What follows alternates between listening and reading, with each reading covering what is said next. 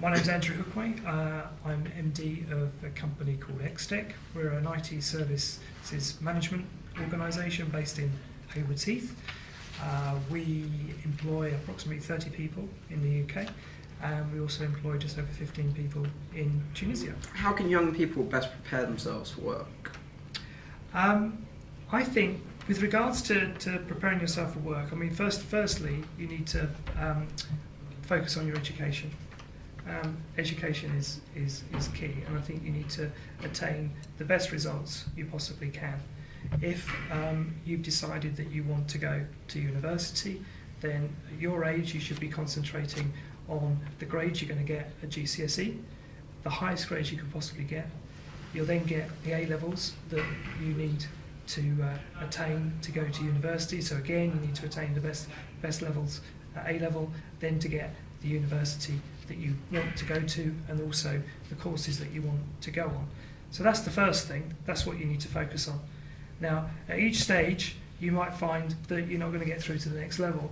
So how do you prepare yourself for work itself?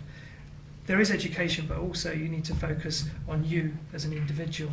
So what an employer is looking for is a good, rounded individual, somebody that can listen, somebody that will learn through training, but also has shown some self-starter type experience, so gone out and tried to get a part-time job, has some hobbies, that sort of thing. So we're not just looking at your education, but we're looking at you as an individual and how you fit within our organisation and whether you're going to get on with everybody. Okay. What general skills do young people need when starting their first job? Right, that's difficult, isn't it? Because you're not really going to have any skills with regards to an employer. So what an employer is going to be doing is looking, again, you as an individual. So we will look at your grades. I run a small organisation, so I'm not looking for people that have just left university, because I can't really offer them the career that they're looking for. Say a larger organisation would be. They'll be looking at your university grades, what you've done, etc. But for me as an organisation, I'm looking for somebody that has shown ability to get a part-time job, do some, charity work, that sort of thing. I think I was talking to some guys earlier. I mean, at the end of the day, I'm looking for people that picked any job, really, because I think any job can give you experience at the end of the day. What are the most important employability skills in your opinion? Communication. You're going to work, it's a bit like going to school in a way. You could have no friends at school, but that's no good, because you've got to be able to get on with people. And an employer is going to be looking at somebody that can get on with individuals in the workplace. The only way you get things done is actually working with your colleagues. So we'll be looking at ways in which you communicate. So communication is key. The other skill is literacy as well. I know we all still work on computers, but we still have to be able to write. We have to be able to write good grammar.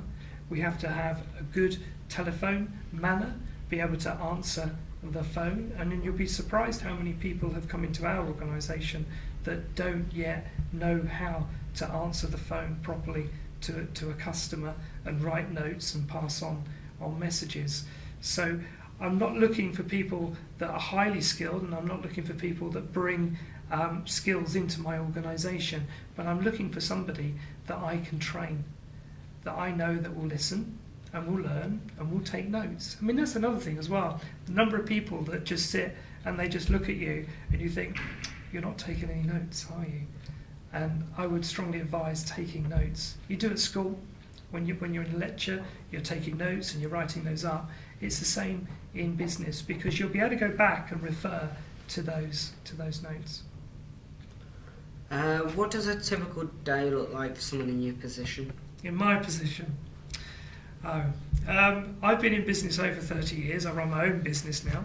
My role now is totally different to the role I had before when I was working in various corporate organisations. But I look after, just over 45 people now.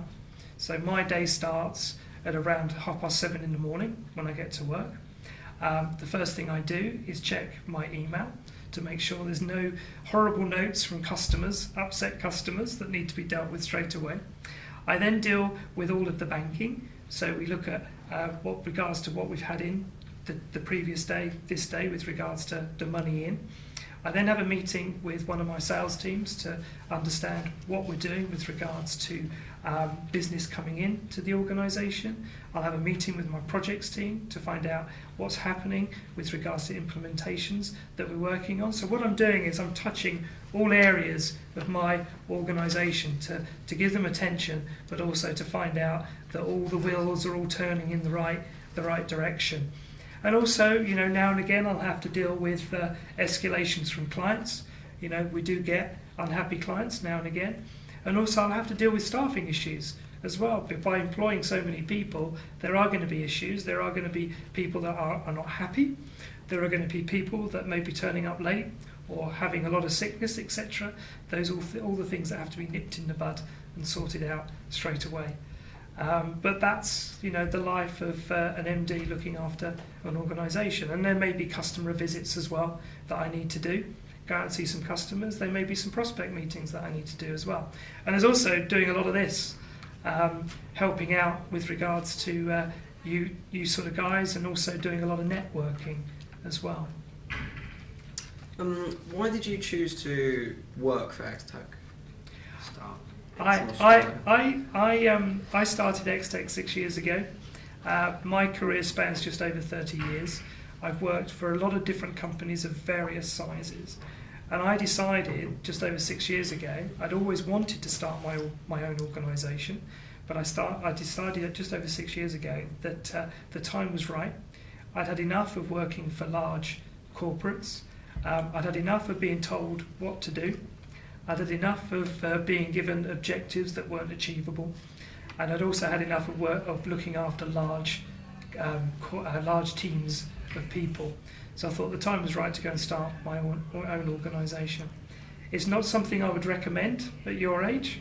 I would recommend that you get yourself a job, and any job, as long as it's got something you're interested in, because you'll be able to take that experience to the next job.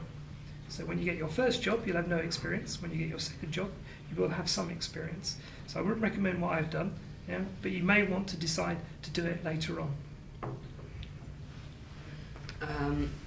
What are the routes into your career? O-levels into your work? A-levels, college, on-job training, apprenticeship, etc. What kind of things do you offer? I was very fortunate. I started my career just over 30 years ago. I left school when I was 17. I left with what were O-levels then and now GCSEs. I started right at the bottom, and I worked my way up through my career. So I started as a computer operator, working shifts on £2,000 a year, which was nothing in those days. And then I worked my way through. If you want a decent job in IT, then I would advise that you go all the way through to degree. So you get the best results at GCSE, the best results at A-level, and then you choose a degree. And I would advise choosing a degree within computer science. IT is very broad. There are lots and lots of different topics and disciplines you could choose, but that's what I would do. And then I would then pick an organisation, a larger organisation that has an internal IT department that most probably has a graduate trainee programme, and get on that trainee programme and then learn as much as you possibly can.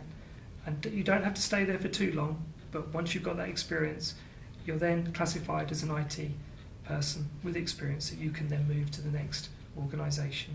Very, very difficult to get in below a degree level, because what you'll be doing is you'll be going in as some sort of desktop engineer or something like that, and it's very, very difficult to get out of that.